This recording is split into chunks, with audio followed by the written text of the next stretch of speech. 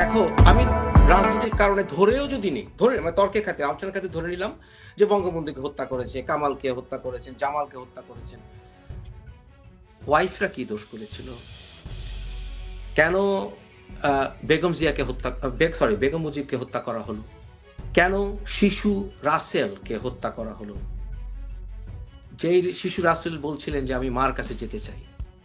কেন সানিয়াবাতের পরিবারের মেয়েদেরকে হত্যা করা হলো? কেন শেখ জামালের ওয়াইফদেরকে হত্যা করা হলো? এগুলো ক্যাজুয়ালিটি, এগুলো বলে পার পাওয়া যায় না। আমরা দুজনেই আইনের ছাত্র, মানে এক্স্যাক্টলি কনস্ট্রাকটিভ লায়াবিলিটি, এবং তারা এগুলো জেনে শুনে করেছে। তারা জেনে শুনে প্রতিটা অ্যাকশনে বোঝা গেছে যে তারা নিশ্চিহ্ন করে দিতে চেয়েছে, এবং তাদের যে ঘৃণা এটা প্রকাশ পেয়েছে। সুতরাং মুজিবকে হত্যা করতে চাইনি, বঙ্গবন্ধুকে হত্যা করতে চাইনি, এই সকল ফালতু কথা বলা, এবং তার ভিতরে কোনো রিমোর্স দেখিনি আমি ন্যূনতম। আজকে আমার ওয়াইফ আমার পাশে আছে নিজ, মেইন কারণটা হচ্ছে ও সহ্য করতে পারছিল না। আমি বলেছিলাম এক সময় যে হাজারো তোমার তো আসলে ভাসুর, সরি টু সে ভাসুর, ওরে ঝাড়ু, এই যে ঝাড়ু আছে না, ঝাড়ু বিশ্বের দর্শক দেখতে পাচ্ছেন ঝাড়ু, ওকে বাংলাদেশের মানুষ ঝাড়ু নিয়ে অপেক্ষা করছে। হাতটি ওকে আলাদা করে দিব, স্যান্ডেল দিয়ে পিটাবো। আচ্ছা, এই কথাটা বলার জন্য agony আর কি। I can fully understand and relate her agony and pain. ভাবির যে রিঅ্যাকশনটা ফুলি আন্ডারস্ট্যান্ডেবল। ছোট্ট শিশু বাচ্চা রাসেল কি করছিল? কেন ওকে মারা হলো? কেন শেখ মুজিবের ওয়াইফকে মারা হলো? তারপর প্রেগন্যান্ট ভাবিগুলো ছিল, ওই ভাইয়ের বউগুলা, তাদেরকে মারা হচ্ছে। ওই একটা জিনিস বাংলাদেশে যাবে, বাংলাদেশে গেলে নিজুম ওর কবরে পুকুরে ফেলে দিব, কুকুরকে খাওয়াই দিব। একটা জিনিস কিন্তু আমাদের মনে হয় মুফাসিল ভাই, ভাবি, আমি মনে হয় একটা জিনিস সবসময় বলি, সেটা হলো যে আমাদের একটা জায়গা থেকে দর্শকদেরকে বলছি, নিজু আমি আগে একটু সরি বলে বলছি, আমার ওয়াইফ অত্যন্ত ইমোশনাল অবস্থায় আছে। আমি তাকে নিয়ন্ত্রণ, ও বলছে আজকে আমাকে একটা লাইন হলে বলতে হবে। I am sorry to say যে আমি আমার ওয়াইফ অত্যন্ত, আমি বাংলাদেশি, আমি বাংলাদেশের মাটিতে আমার জন্ম, আমার বাপ দাদারা সব বাঙালি। শেখ মুজিব জাতির পিতাকে মারছে, এটা আমি তখন আমার জন্ম হয় নাই। আমি সব গল্প শুনে আব্বার কাছে, বাসা সবার কাছে গল্প শোনা, বই পড়ে দেখা, মনে হলেই তো আমার মনে হয় আমি পিটাই হাড্ডি গুটি ভেঙে দিই। তাহলে এতই যখন বুকের পাটা ছিল, শেখ হাসিনা যখন ক্ষমতায় ছিল, আসিস নাই কেন বাংলাদেশে? এখন কেন, তখন কেন ইঁদুরের গর্তে যে লুকাইছিলি? অসভ্য লোক। ওকে তোমরা মেজর বলবা কেন? ও তো দেশের কলঙ্ক, ওর গায়ে থুতু মারা উচিত। ওকে, অলরাইট, ডান। ওকে, সরি নিজুম, হ্যাঁ, গো অ্যাহেড। আমার কাছে যে জিনিসটা আমরা প্রায়, যেমন ধরেন আমরা এটা হয়তো বা এটা আলোচনার প্রেক্ষিতে বা যুক্তির খাতিরে আমরা প্রায় এই জিনিসটা বলি, সেটা হচ্ছে যে ঠিক আছে, বঙ্গবন্ধুকে মারা হলো, তাহলে তার বাচ্চারা কেন, তার বাড়ির তার সন্তানদের স্ত্রীরা কেন, বা বেগম মুজিবকে কেন, বঙ্গমাতাকে কেন, বা সেনাবাতের ফ্যামিলিকে কেন, আমরা এই জিনিসটাতে আসি। এই জিনিসটা যখন আমরা বলি, আমরা ট্যাসিটলি বা মৌনভাবে আমরা একটা কথা বলি, আচ্ছা ঠিক আছে, বঙ্গবন্ধু হয়তোবা মারা যেতে পারে পলিটিক্যালি। এই যে এই জায়গাতেও আমি সবসময় মনে করি যে হ্যাঁ, মানে আমরা অনেকেই কিন্তু আলাপটা করে যাচ্ছে, ঠিক আছে বঙ্গবন্ধুর কথা বুঝলাম, তাহলে শেখ রাসেল কি দোষ করেছে? আমি কিন্তু ওই বঙ্গবন্ধুর জায়গা থেকে, আমি শেখ রাসেল বাকি ফ্যামিলি মেম্বার অনেক পরে আসবো।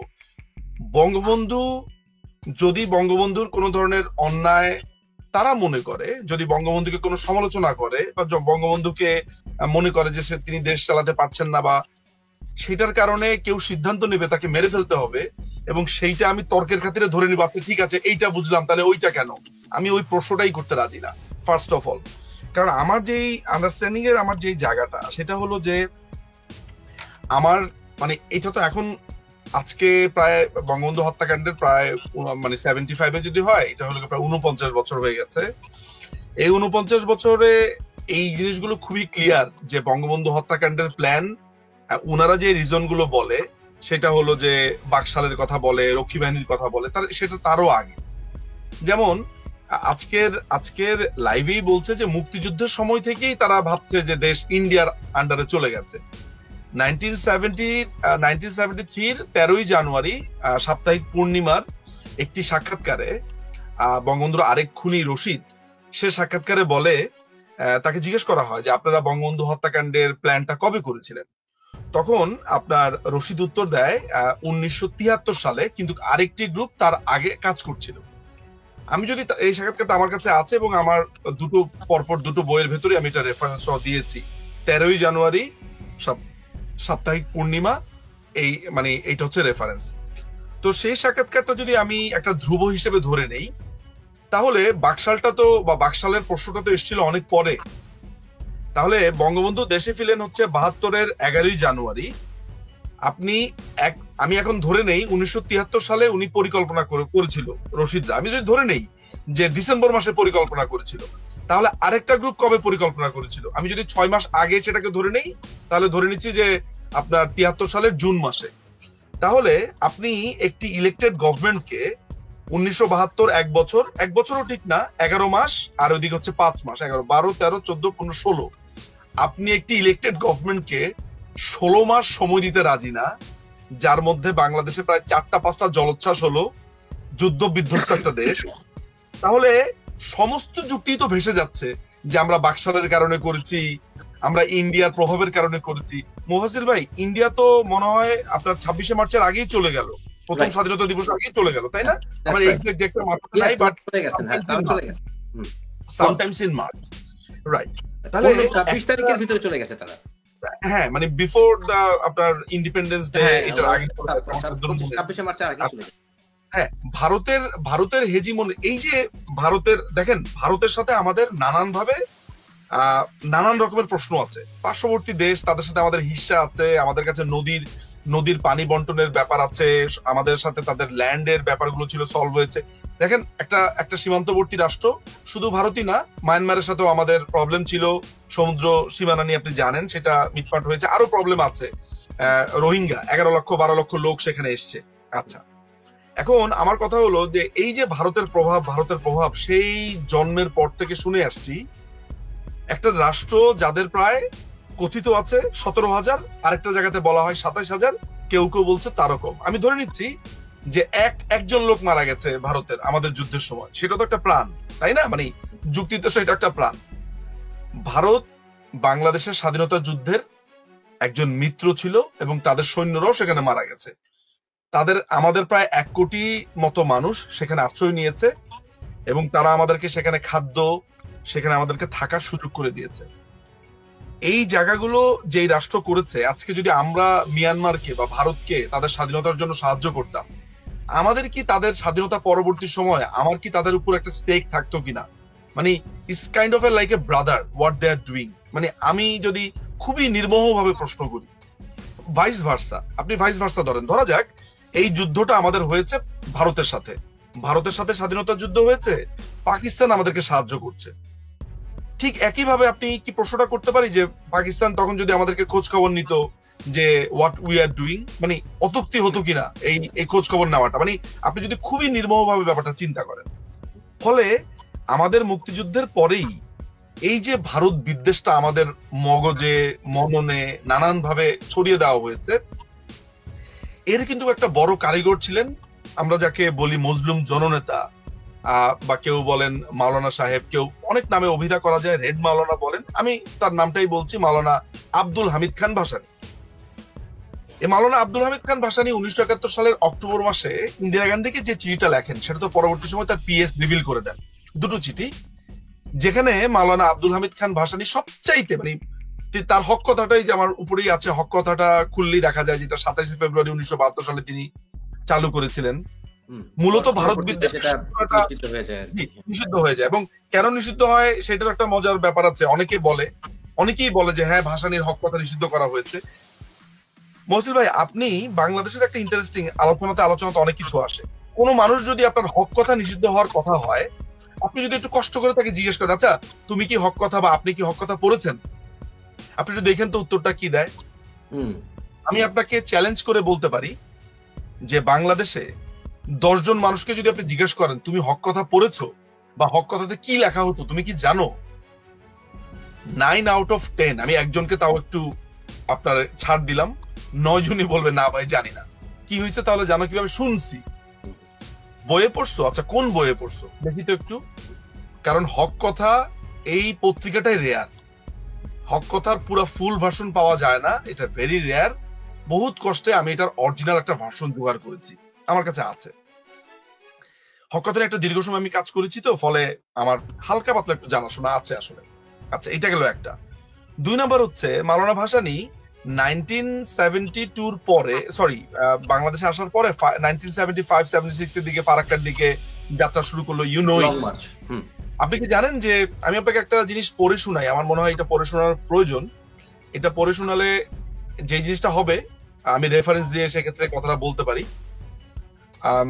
সেটা হলো যে মাওলানা ভাসানী 1971 এ যুদ্ধরত অবস্থাতেই ইন্দিরা গান্ধীকে একটা চিঠি লেখেন।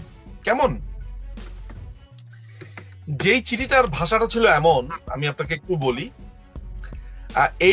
আমি আপনাকে এই নিশ্চয়তা দিতে পারি যে বাংলাদেশের স্বাধীনতা অর্জন এবং ভারতের সাথে স্বাধীন বাংলাদেশের কনফেডারেশন গঠন করার লক্ষ্যে আমি আমার সংগ্রাম অক্ষুণ্ণ রাখবো।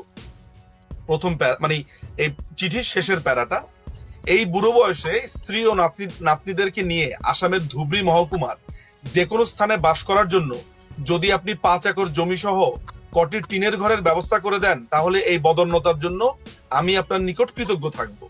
আসামের অভ্যন্তরীণ রাজনীতিতে আমি কোনো প্রকার হস্তক্ষেপ করব না। আপনার এবং আসাম সরকারের নিকট আমি এই প্রতিজ্ঞা করছি। 6 মাস যাবত আমার থাকা খাওয়ার পড়ার জন্য আপনার উপর নির্ভরশীলতার দরুন অত্যন্ত লজ্জাবোধ করছি। যদি ধুবড়ী থাকতে আমাকে অনুমতি দেওয়া হয়, তাহলে সরকারি তহবিল হতে আমার জন্য অর্থ খরচের দরকার করবে না। যে আমাকে প্রো চাইনিজ বলে আপনার কাছে চিহ্নিত করতে অপচেষ্টা করুন, ইনশাল্লাহ আমি ভারতও আপনার অবাধ্য হব না। চিন্তা করে দেখতে পারেন, এটা হচ্ছে মাওলানা ভাসানীর চিঠি। এখন এই চিঠিটা যদি আমি ধরেন টম ডিক এন্ড হ্যারির কাছ থেকে পেতাম, তাহলে আমি বলতাম দুধ, এগুলো ফালতু কথা, উনি এইসব কথা কেন বলতে যাবেন। এটা তার পিএস তার হাতের লেখা চিঠিটা রেখে দিয়ে ওটা স্ক্যান কপি দিয়ে দিয়েছে তার বইয়ের ভিতরে। ভাসানীয় তার রাজনীতি এই গ্রন্থটাতে আমি এই বইটা সাথে রাখতে পারলে খুবই ভালো হতো, বাট আমার ফেসবুকে আমি আপলোড করেছি, ফলে অথেন্টিসিটি নিয়ে আসলে কোনো সমস্যা নাই। কেউ চ্যালেঞ্জ করলে এই লাইব্রেরি থেকে খুঁজে দেওয়া যাবে। তো দেখেন, এই একই লোক যখন 1976-এ তার মৃত্যুর কিছুদিন আগে তিনি যখন লন্ডনে যান, তখন এই ডালিমের সাথে তার দেখা হয়। তো ডালিম এই মাওলানা ভাসানীকে ডিমের কুসুম খাইয়ে দিচ্ছিল, বলছিল খুবই আবেগতাড়িত ভাবে। তখন এটা ডালিমের ভাষ্য মতে, সত্য মিথ্যা বিবেচনা তো আসলে আমি ছিলাম না, এটা সত্য, এটা ঘটনাটা আমি জানি সত্য। সেই আপনার ভাসানী বলছেন যে আমরা যা করতে পারিনি তোমরা তা করে দেখিয়েছো। এটা বঙ্গবন্ধুর হত্যাকাণ্ডের পরে ভাসানী তো সাথে সাথে কি বলেছেন, হ্যাঁ, এটা দিয়েছে সে পত্রিকাটা। তো এই মুহূর্তে আমার সামনে আছে আসলে। তো আপনাকে যেই কথাটা আমি বলার জন্য একটা লম্বা আলোচনা আমি করলাম, সেটা হলো যে এই যে বারবার উনি উনার আজকে লাইভের ভিতরে বলছে যে ভারতের কথা, ভারতের হেজিমনির কথা। আমার কাছে একটা অদ্ভুত বিষয় লাগছে যে বাংলাদেশ রাষ্ট্রে তো শুধু ভারতের হেজিমনি না, বাংলাদেশ রাষ্ট্রের উপরে আপনি, আমার মনে হয় আপনি এটা খুবই ভালো জানেন, আমি আপনার কয়েকটা বক্তব্য দেখেছি, সেটা হচ্ছে যে বাংলাদেশে আমেরিকার প্রভাব নিয়ে কেউ কখনো কথা বলে না কেন? যে আমেরিকার হেজিমনি মানবো না, আমরা কি দেশ স্বাধীন করেছি ওয়াশিংটনের পিঞ্জরে চলে যাওয়ার জন্য? মানে দিল্লি না ঢাকা, বঙ্গবন্ধু তো বলতেন না, দিল্লি না বঙ্গবন্ধু বলতেন বলেই তাকে মরে যেতে হয়েছে, তাকে খুন হতে হয়েছে। আমি এই স্লোগানটা কেন শুনি না, দিল্লি না ওয়াশিংটন, দিল্লি না ওয়াশিংটন? কারণ দিল্লি না ওয়াশিংটনের পরবর্তী ভার্সনটা আসলে ওয়াশিংটনই হবে। মানে আমরা যেরকম বলি দিল্লি না ঢাকা, বলছে এখন ঢাকা ওয়াশিংটন সবাই ওয়াশিংটন। যেহেতু ওয়াশিংটনে অনেক স্বপ্ন আছে, ওয়াশিংটন একটা চমৎকার জায়গা, জানে যে উত্তরটা ওয়াশিংটনই হবে, ফলে দিল্লি না ওয়াশিংটনটা বলা হয় না। সুতরাং আমাদের না ভয়ঙ্কর রকমের দ্বিচারিতা আছে।